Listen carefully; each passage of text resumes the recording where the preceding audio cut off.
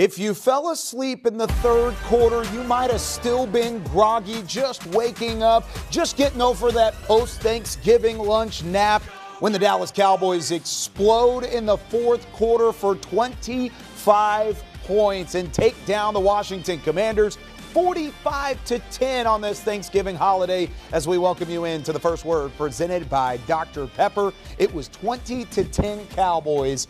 Kind of a lull of a third quarter, almost could have put you to sleep a little bit. Almost here did. And there. Almost did for Barry. I mean, he almost got. But that was the case, is that the Cowboys turned on the afterburners in that final frame, and they, again, with a big-time home win, their 13th straight at AT&T Stadium, and their 7th game this year, winning by more than 20 points, tying a franchise record. We've got Barry Church, Isaiah Stanback, Nate Newton. I'm Kyle Yeomans. Glad you're with us. Barry, where do you want to start with this one? Because there's a number of ways you could go. Well, you know, defensive guy up here, so I'm going to go ahead and start on the defensive side of the football. And when you look at what they did defensively, Washington fell right into Dan Quinn and his defense's lap. You know, early on, they started out with the running game a little bit, but kind of went away from it as the game went on. They held Brian Robinson to under 100 yards total, and that guy, to me, is one of the explosive guys that they have for Washington. They did a good job on him. Scary Terry McLaurin was kind of locked up as well. They got a lot of their yards towards the end. I would say it was more of a garbage time deal, but Parsons and his defensive line, they made it very hard for Sam Howell out there the entirety of this game. They were harassing him. 4 sacks on the game, but countless, and I'm talking about countless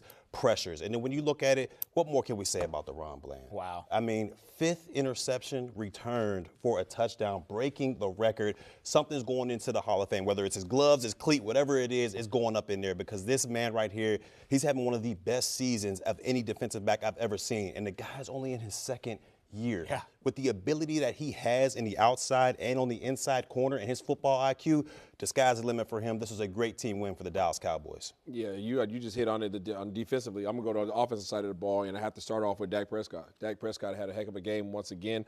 He's showing his tail right now. This dude has 68% completion rate, 330 yards passing, 4 touchdowns, and let me see, 0 interceptions.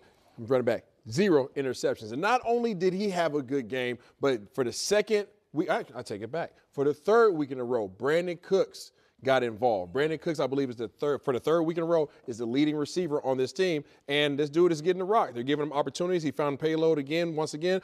And then Tony Pollard averaged 6 yards per carry. Can we just clap it up for TP?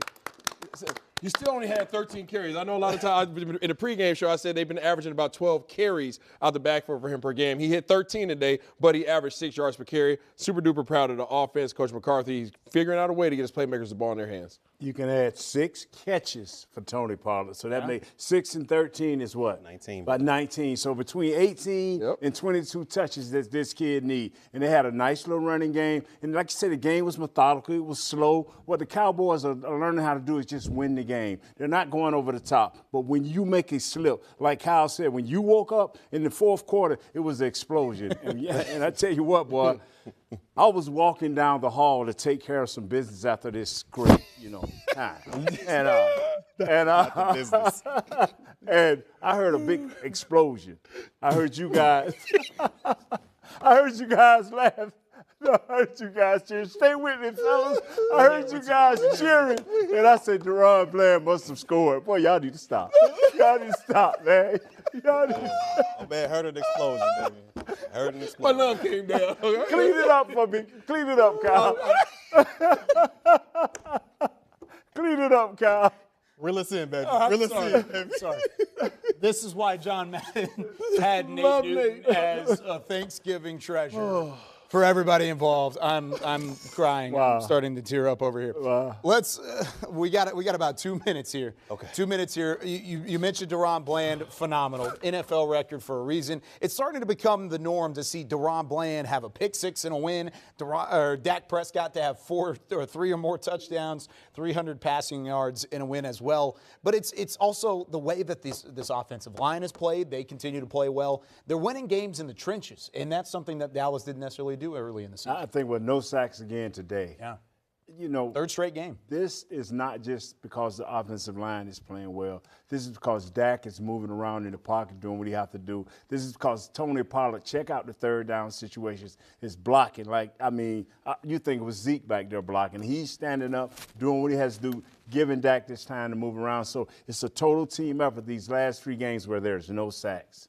Yeah, not only no sacks, but they were also 60% on third down and 100% in the red zone. When you have those type of statistics, I don't care who you're playing. I don't care if it's the 49ers. I don't care if it's the Eagles. If you can go 60+% on third down conversions to extend drives and then get to the red zone and complete 100% or be 100% or down there, you're going to be tough to deal with. And defensively, they held Washington Commanders to 0 of 3 on fourth down. You know, a lot of that was coming. You know, they were trying to gamble out there. Riverboat Ron was trying to get some momentum for his team, and this defense was able to shut it out. And there was a stat that you put in the pregame. I believe it was 6 straight games of 20-plus points on the victory. Yeah. You know, that to me shows that they're not playing down to the level of competition. All right, they're being who they are no matter who they play, and that's a trait of a dominant team. Yeah, the 7th game of 20-plus points or more of a point differential. I mean, this team is blowing out these teams and putting up big numbers in the case. I mean, it's a phenomenal win for the Cowboys, 45-10. They are now 8-3 on the NFL season. Of course, they've got another Thursday matchup coming up this week against the Seattle Seahawks. That'll be another fun test for this Dallas Cowboys squad. But here we leave you with the final stats brought to you by Miller Lite. 45-10, the Cowboys get the win, had 100 rushing yards, 430 total. That offense, again, didn't win time of possession, but they didn't need to because